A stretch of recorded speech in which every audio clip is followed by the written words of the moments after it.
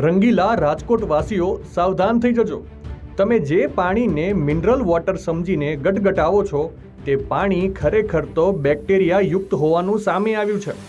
રાજકોટ મહાનગરપાલિકાના આરોગ્ય વિભાગ દ્વારા શહેરના વિવિધ વોટર પ્લાન્ટ્સ પર તવાઈ બોલાવવામાં આવી છે.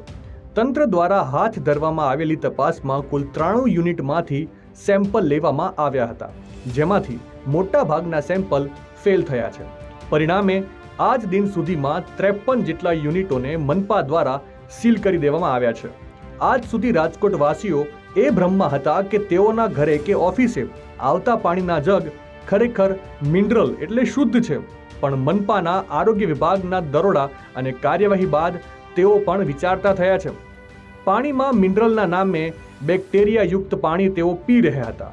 આ લોકોને સખત સજા કરવાની માંગણી શહેરીજનોએ કરી છે. રાજકોટમાં હજારો કોમ્પ્લેક્સ દુકાનો અને ઓફિસોમાં દરરોજ હજારોની સંખ્યામાં પાણીના જગ અને કેરબા સપ્લાય કરવામાં આવે છે. લોકો વિશ્વાસ રાખીને આ પાણી પીએ છે, પરંતુ સત્ય કંઈક અલગ જ છે.